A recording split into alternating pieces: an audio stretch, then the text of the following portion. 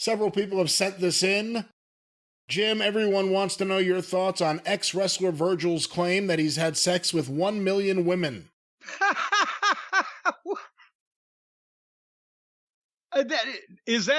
Was that a serious statement he made? Apparently this is a serious article here from sportbible.com. Former pro wrestler Virgil claims he's had sex with 1 million women, but it's safe to say the numbers don't add up. Oh, there it is, right in the first paragraph of the Well, I was about to say, what would that be? Like one every 30 seconds for his entire life? It has some quotes here. Apparently Who could even do that math? Apparently he was on a show called The Breadstick Diaries. And they asked him, what's your number, Virgil? How many girls? And he said, I don't know, maybe like worldwide? Probably 1 million. They said, come on, 1 million? And he said, yep. You've got like how many people in the world? So he claims that he's had sex with... Well, wait, who was it? Was it Wilt Chamberlain that claimed 10,000 or some basketball legend? Yeah, Wilt the Stilt. Wilt the Stilt, and then Flair... Yeah, Flair we actually did the math on. We did the math and found out that it wasn't that far-fetched, right? Based on my experience and knowledge of him, it was within the realm of reason. Oh, I thought it was impossible, I guess. No, remember because... He made it. What did he claim? How many did he claim? 10,000. He claimed 10,000, okay. Yeah, I think, but here's the thing.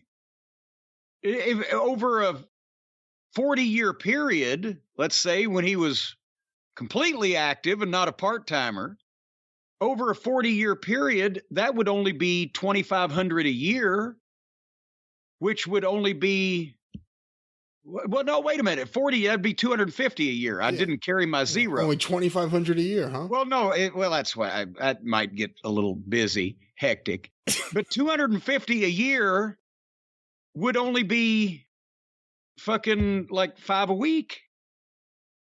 So if that was, I mean, I know that would have been a bad week at certain points. So, and again, I'm letting fly with that, but 1 million, no. But again, Flair was mainly just a star of the Mid-Atlantic region. Virgil, as he said here, worldwide. Everyone knew Virgil. No, but we're talking worldwide also, especially and money. When Flair was traveling. And then women like money. He was with the $1 million man all over the world. Oh, I thought you were talking about Flair again. No, that's why I was thinking. Have you been to Olive Garden lately? They don't even have chefs. They got cooks. You can't even smell food when you walk in the door. They microwave everything. What are you saying? I'm saying I don't necessarily think that Virgil is a millionaire. I didn't say a millionaire. We're talking about 1 million women. Well, you said the money. Well, he was around the money. I didn't say the money was his. I don't know that there was a lot of money he was around because, Ted, that was a gimmick too, you know. I know, and I was making a joke about the gimmick, and somehow it crossed over to the real world here. It wasn't funny, though, see, so I didn't put it over. But yeah, Flair or Wilt Chamberlain at 10,000, I believe. I'm scoffing at Virgil's $1 million. Who would you, if you had to pick a name other than Flair, who would be the top of the list? Other than Stan Lane, who would you pick? I was about to say, okay, now you've eliminated Stan. You've eliminated Stan. You've eliminated Flair. You know, I mean, there's the standard. Stan Lane eliminates then both the fabulous ones together, right? Because he was part of that. Well, plus Steve was married during those years. Yeah, that made a big difference. You got the Rock and Roll Express. You got Bill Dundee. I mean, my God, I don't see why Bill Dundee didn't have to hire a bodyguard at one point in time to protect him from the teenage women. And then, you know, there was Magnum for his time in the Carolinas. That was, I mean, Louisiana was good, but the Carolinas, Magnum.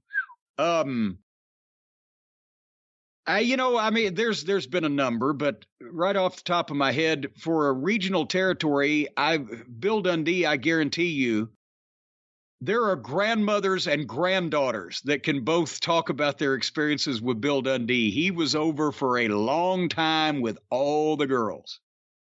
The rock and roll, of course, is just off the page. So, you know, there was Terry Taylor. Dundee told Terry Taylor one time, and I think it was in Memphis, summer of '83, he said, Terry, if anybody ever busted your head open, little pussies would fall out. And they'd be diseased.